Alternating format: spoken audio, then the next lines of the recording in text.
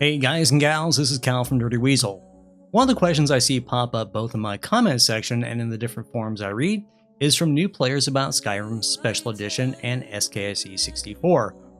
All I can say to them is that yes, SKSE64, the version for Special Edition, is safe to use. Yes, there are plenty of mods using SKSE64, and no, being in an alpha state does not mean it is incomplete. In this video, I'll be doing an introduction to SKSE64 for Skyrim Special Edition, designed for new users. That could also be considered a refresher course for those who are familiar with script extenders, and bring some new components into play that could be considered critical add-ons. I'll discuss their components, how they interact, and install them all using Mod Organizer 2. Remember, I don't just explain the how-to, but also the what and the why. Let's get started. Alright, let's do a little background. First thing you may be asking, what is a script extender like SKSE or SKSE64? Well, there's been a whole bunch of them over time. There's been Oblivion script extender, there's been Fallout 3 script extender, there's been Fallout 4, New Vegas, so on and so forth until we have Skyrim Special Edition 64-bit version script extender. Now, what this is a series of functions or scripts that have been reverse engineered out of the game scripting engine by the silverlock.org team that allows mod authors and mod users to use more advanced features in the mods for their game. The mod author has to include those functions into the mod itself, and you as a user need to have those functions or those scripts also installed in your game to actually use those functions within the mod. That's the basics. I'll go over more explanation of what everything is as we go along. First thing you may be asking, where do you get it? Let's go to the internet and take a look. Over at skse.silverlock.org, and you can see it right here at the very top, you can find the SKSE script extender, or the Skyrim script extender, both for the Legendary Edition and for the 64-bit Special Edition. The current build 1.7.3 is for Legendary Edition. Since this video is primarily focused on the Special Edition, the second entry is current SE build 2.0.6, runtime 1.5.23. 2.0.6 refers to the version of SKSE that has been installed, and the runtime has to do with the executable from Bethesda for the Special Edition. One thing to keep in mind is if for whatever reason Bethesda changes the executable, they'll change the runtime and they'll need to update the script extender to work for each individual version. So just keep that in mind. Current build 1.7.3 is for Legendary Edition. 2.0.6 is for Special Edition. And then what you want to get is the 7Z archive. You notice this is alpha build, modders only, do not ask for support. Like I said, this is perfectly safe. It's been around for a long time. The guys over at Silverlock tell me that's basically just they have a timer running basically off of the last runtime installed. Once that's been met, that timer is completed, they'll make it a beta version and everything will be back where you think about it as being normal. But alpha version is feature complete. It does not have any major problems that we can find. There are a couple things missing that some people say need to be there, but I've got some solutions for that. But for right now, we'll go ahead and say it is feature complete, it is perfectly safe, and there's a lot of mods using it. If you want to use something like, say, SkyUI, or any of the other mods that use SKSE, there's a whole bunch of them out there on the Nexus, and a lot of mod authors are including it right now, so you can use them, all right? Just so you know. So, like I said, what you want to get is the 7Z archive, and you're going to download that manually and put it on your desktop. And you can see I have it right here. And you can see it's SKSE64 2.00.06. Let's open that up and take a look. And this is a 7Z archive. It's WinRAR for me, but whatever you want to use, it's fine. When you expand that folder, you're going to see data, SRC, 2 DLL files, an executable, and 2 readme.txt and a what's new.txt. The components that we're primarily looking for are the data folder, the DLLs, and the executable. You don't need the readme.txt, you don't need the what's new.txt, but the text files are worth reading just so you kind of know what's going on. The SRC file is primarily for mod authors, and you don't need it whatsoever to make this all work. All right, let's open up the data file and take a look. Inside, you'll find scripts, source, another folder, and a bunch of PEX files. These are more scripts. Don't worry about the format. It's just the way it is, PEX. And inside source, you find PSC files. So what you're getting is a bunch of scripts, a bunch of functions that need to be inside of your data folder, not your main directory, inside your data folder. But let's go through the basics and install it. So we're going to set this off to our side, and we're going to open up our Skyrim Special Edition main directory. And there it is. So my main directory is under my G drive, where I keep all my games, Steam, Steam Apps Common, Special Edition. You'll know you're in the right place when you see the Skyrim SE application or Skyrim SE Launcher application. I have my extensions showing, so they show .exe for both of these, and this is where you want to do it. You don't want to install it inside your data drive. You don't want to do it. This is going to be for the DLL, the Skyrim Special Edition Script Extender 64 1.5.3.dll, the SKSE64_loader.exec, and the SKSE64 Steam Loader.dll. That's all you need to do in the main directory along with the applications to actually launch the game. Let's go ahead and copy all of these three, and I'm just going to Control-click each of those three. Like I said, you don't need the text files. And just drag them over and drop them in. And there they are. Now they are correctly installed inside your main directory. Now, you need to get the data, the scripts, and the source inside your data directory. Well, you could manually install it. I'd never recommend doing that. Basically, always use a mod manager, Nexus Mod Manager, Vortex, Mod Organizer 2 like I use. Whatever you want to do, you're going to have to do that. So let's go ahead and close this down. We're not going to manually install it. It's a bad idea. So if you are using Nexus Mod Manager or something like Vortex, you're going to have to drag the data file out onto your desktop and recreate an archive so it's will be manually installed into either of those mod managers, whatever you're using. If you're using Mod Organizer 2, you don't have to worry about that. Close that directory down. Have Mod Organizer open, and you can see I can just go ahead and drag the entire archive, SKSE64_2.0.6, and put it into my Downloads tab on the right panel. And you see SKSE64 2.0.06. Okay. Now, how do you install it? Double-click to install, and you'll see this is the main directory. Remember this directory with src, data, all these different things. The way Mod Organizer works, you get to select only the components that you want to have. So you could unclick all these if you wanted to, but all we're going to do is right-click on data, set data directory. Now the only thing we're going to install is the scripts. All that other stuff isn't going to get installed. Trust me, this is how it works. It looks good. Go ahead and press OK. At the very bottom of the screen, on the left panel, this is the priority panel, you'll see SKSE64 2.0.0.06, and you can go ahead and rename that to whatever you want. And I always rename mine SKSE64 scripts 2_0_6. That way I know that the version of SKSE64 that's installed with the scripts is 2.0.6. So that way if it changes, I can go ahead and change it out just by unclicking and then removing that mod and installing the new archive. What do I do with this? I'm going to take the SKSE64 scripts and slide it all the way to the top.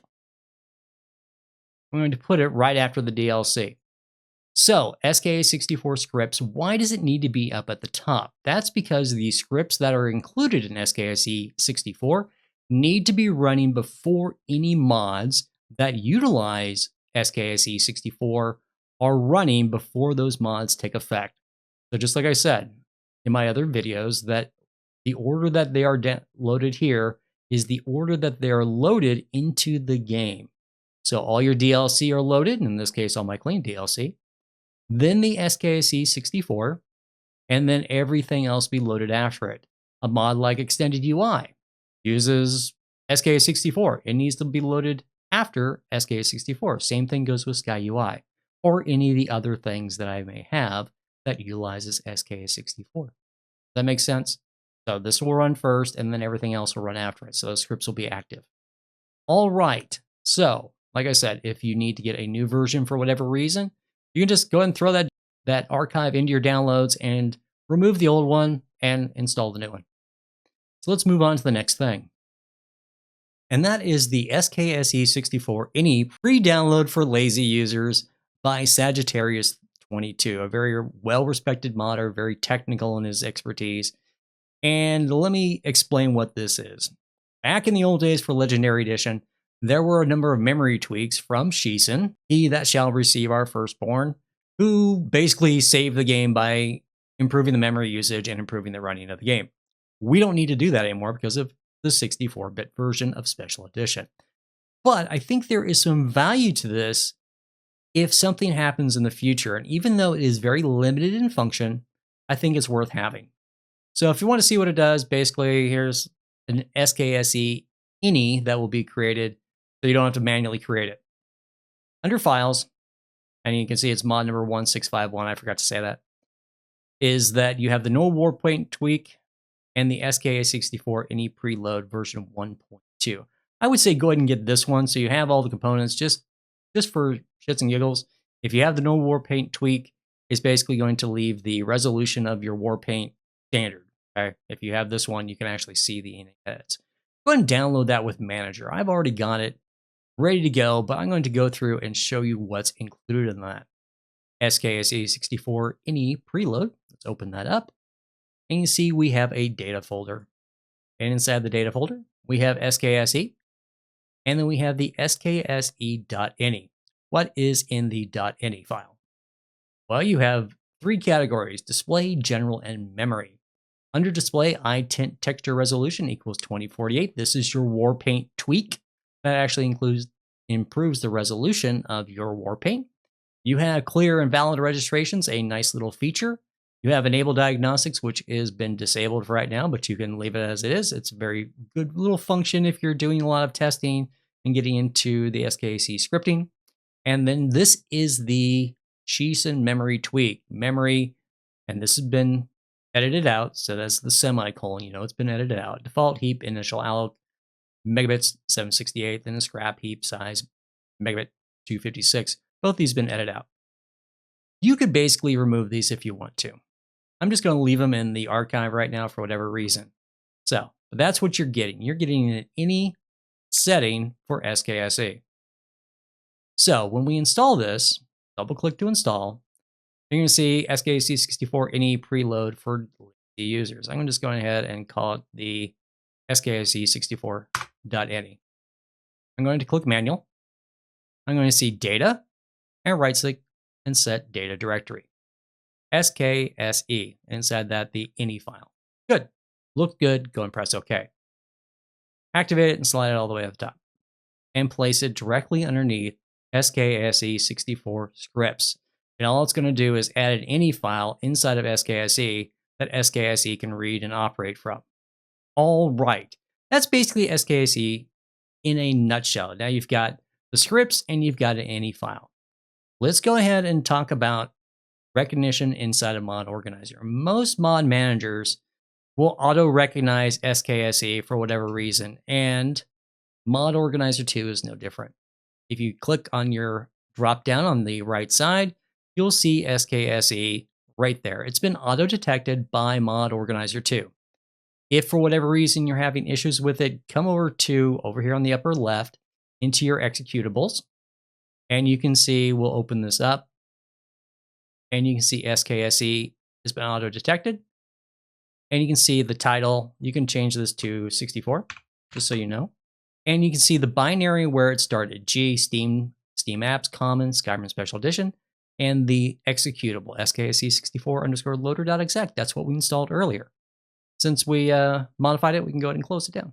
So there's no changes there, and we can now run the game. If you want everything to work through SKSE, and you need to run the game through SKSE. If you're using Mod Organizer 2 like I do, you need to run SKSE through Mod Organizer, or your mods won't take effect, and the scripts won't take effect, and the ini file won't take effect. So let's go ahead and test it out. Like I said, it's auto-detected, everything's running. Let's go ahead and run it.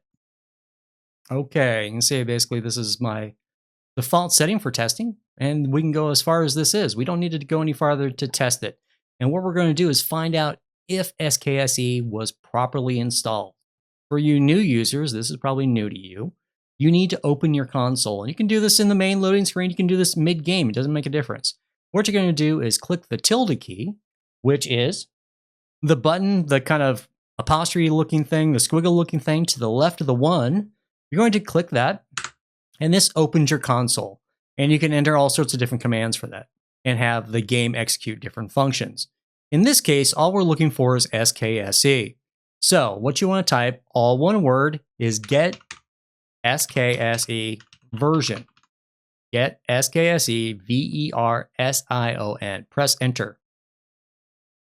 You see, get SKSE version, SKSE64 version 2.0.6. That's the latest number. We talked a lot about that. So you're all set and ready to go. That's all you need to do. Down here in the bottom left, you can go ahead and type in whatever you want. But we're all done.